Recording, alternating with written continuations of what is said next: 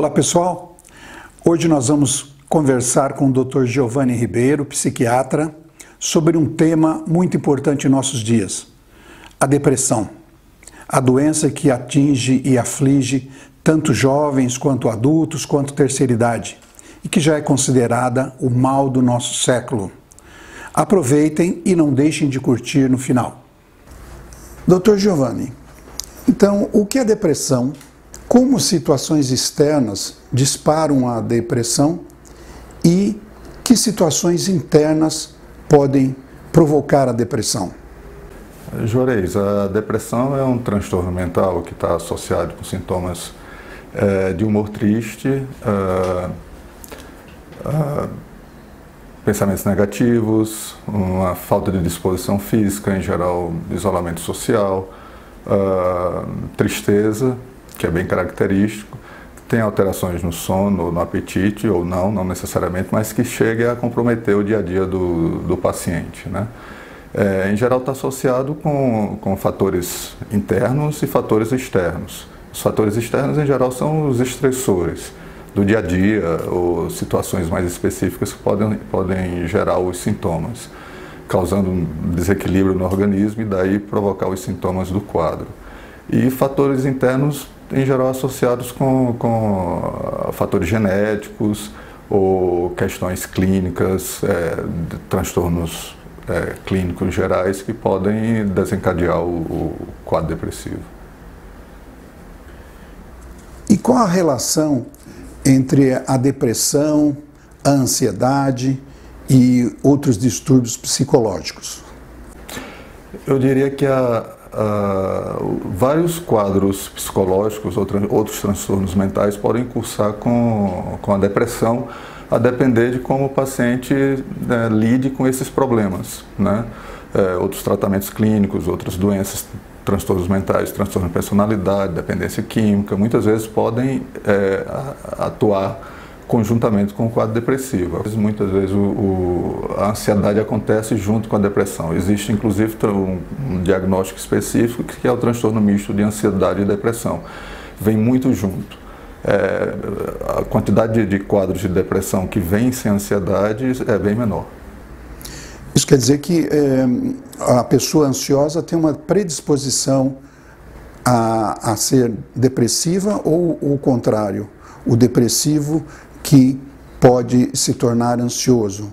Ou as duas coisas são muito unidas? Como que funciona isso? A gente pensa como um contínuo, entendendo o quadro como um desequilíbrio, no geral, desencadeado por N fatores. Em geral ocorre pela ansiedade e que pode desencadear, chegar ao quadro de depressão ou não. Os quadros de depressão com ansiedade, na realidade já seria um quadro de depressão, o que a gente chama atípico, né, que seria um complemento, mas eles estão muito associados em relação ao contínuo, seria inicialmente ansiedade e depois depressão, que pode acontecer. E no quadro da ansiedade, temos também o problema da síndrome de pânico. Ela tem relação com a depressão ou não? A síndrome de pânico é um transtorno mais agudo, mais intenso, que tem como base um quadro de ansiedade. São diagnósticos separados. Da mesma forma que pode ter uma comorbidade, uma junção dos quadros, depressão e ansiedade, pode ter depressão com sintomas de pânico, fóbicos, ansiosos, né? Ou não necessariamente. Mas pensando pânico, ele vem da ansiedade, é um tipo específico de ansiedade, são crises mais agudas, mais intensas, não necessariamente com depressão. E falando em fatores químicos ou bioquímicos, que alteração cerebral pode provocar depressão ou deixa o paciente propenso à depressão? Na realidade, as pesquisas já mostram que existem, né, genes que são específicos da depressão e que podem, a partir do ambiente externo, se desenvolverem e causarem depressão. Isso tem a ver com a genética. A gente sabe que pelo menos 40% a 50% de pacientes que irão desenvolver depressão aqueles pacientes que já têm histórico familiar. Pelo menos 40% a 50% que têm histórico familiar vão desenvolver depressão, poderiam desenvolver depressão. Isso depende de fatores externos, que se associam ao fator genético. E alguma coisa a ver com a serotonina, a baixa da serotonina no cérebro, ou não? Antigamente, as primeiras hipóteses se relacionavam somente com a questão de serotonina, o desequilíbrio de serotonina. Hoje em dia, o entendimento é que a teoria que explica, ou tenta explicar o quadro depressivo, é de que o desequilíbrio iria muito além de fatores da serotonina, noradrenalina, seria um desequilíbrio mais amplo, incluindo outros hormônios, questões emocionais, às vezes uso de substâncias, dependência de substâncias, né? Hoje não fica somente na teoria da serotonina, hoje tem outras hipóteses também. E a respeito dos pacientes que têm depressão por uma causa externa, um falecimento de um ente querido, algum problema externo, e aqueles que são depressivos desde a infância ou desenvolvem a depressão, mas sem ligação com um fator externo específico. Qual é a diferença desses dois pacientes ou da doença nesses dois casos?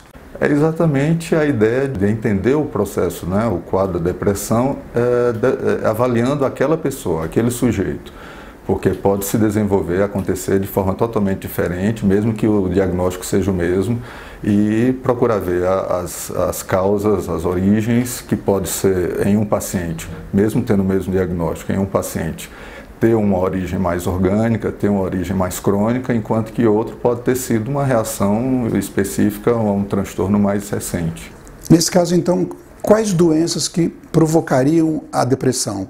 E qual a relação entre a depressão e o processo de envelhecimento? O processo de envelhecimento necessariamente não quer dizer que seja uma causa-efeito de causar doenças. Se a pessoa tiver tido, no processo de envelhecimento, vida saudável, necessariamente ele não vai adoecer. Normalmente tem-se essa hipótese de que, levanta-se leigamente essa hipótese de que por estar velho necessariamente você vai adoecer ou entrar em depressão. Na realidade, o contexto influencia muito. Mas a gente sabe que algumas doenças também podem predispor, do tipo transtornos hormonais, problemas como anemia, principalmente transtornos hormonais, tumores do sistema nervoso central, ou mesmo doenças clínicas do sistema nervoso central, HIV. Então são doenças que podem predispor, até mesmo o uso de medicações clínicas. Algumas medicações clínicas, quando são prescritas, a gente já fica mais atento que pode desencadear um quadro depressivo. Mas nem todas são patognomônicas, ou seja, necessariamente usar a medicação e já esperar que ocorra o quadro depressivo. Atualmente, quais os tratamentos que são mais efetivos contra a depressão? Na realidade, a ideia volta para o conceito de que depende do tipo e das causas do transtorno depressivo daquele sujeito, daquele paciente. Porque vai desde um trabalho psicoterápico, uma psicoterapia, até a necessidade de uma eletroconvulsoterapia, passando por inúmeros tipos de antidepressivos, associação de antidepressivos ou de terapias, a depender do que seria melhor, o que seria mais indicado para aquele paciente naquele momento. O senhor fala então da terapia associada ao medicamento. E outros tratamentos alternativos, o que tem a ver sobre alimentação, sobre o convívio social e até mesmo o fato da pessoa ter animais de estimação, o que isso pode influenciar ou ajudar nesse tratamento contra a depressão? Atualmente tem se pesquisado em relação à alimentação, é uma nova área da psiquiatria, e tem se verificado que as dietas pobres em produtos saturados, em alimentação industrializados, que seja mais direcionado para legumes, verduras e ricos em gorduras boas, do tipo ômega 3, tenham um melhor benefício, ajudem no tratamento de quem está com um transtorno depressivo. Terapias alternativas, hoje tem se verificado o uso de algumas suplementos alimentares, complementos alimentares da parte de vitaminas, o próprio ômega 3, como eu comentei, tem sido utilizado, tem sido mais pesquisado recentemente. Em relação a terapias alternativas como animais de estimação, que foi verificado também em alguns estudos que os grupos que utilizaram de cuidado, de adoção de animais de estimação, tiveram melhor resultado do que quem optou por não utilizar essa alternativa. E a respeito de medicamentos, se sabe que tratamentos de câncer, algumas quimioterapias, o paciente fica deprimido. Qual a relação entre esses medicamentos ou a quimioterapia e a depressão? Na realidade, eu diria que o processo do adoecimento, acho que quando o paciente entra num tratamento de câncer, a depender da estrutura pessoal, da estrutura egóica desse paciente, de receber esse diagnóstico, de lidar com esse diagnóstico, influencia mais do que especificamente as medicações que são utilizadas. Mas de qualquer forma é um momento de mudança radical na vida da pessoa e que é necessário ficar mais atento em relação à possibilidade de ter um quadro de transtorno depressivo. Então, concluindo, a saúde é o fator fundamental para se evitar um quadro depressivo, ou há fatores que escapam da preocupação com a saúde mental e física de modo geral?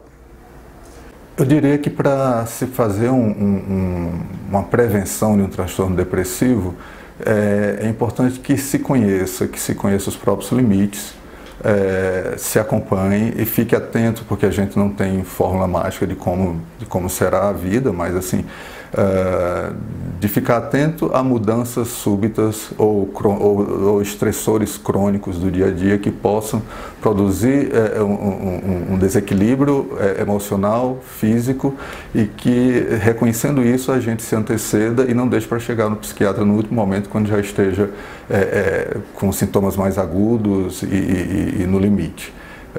À medida que se cuide, se faça uma boa alimentação, se pratique uma atividade física, tenha bons vínculos sociais positivos, não se isolando e mantendo esse autocuidado, você tende a evitar transtornos depressivos. Com respeito à vida moderna, o estresse e o mau humor que normalmente se percebe nas pessoas, no trânsito, na vida agitada de hoje, eles são causa ou consequência do quadro depressivo?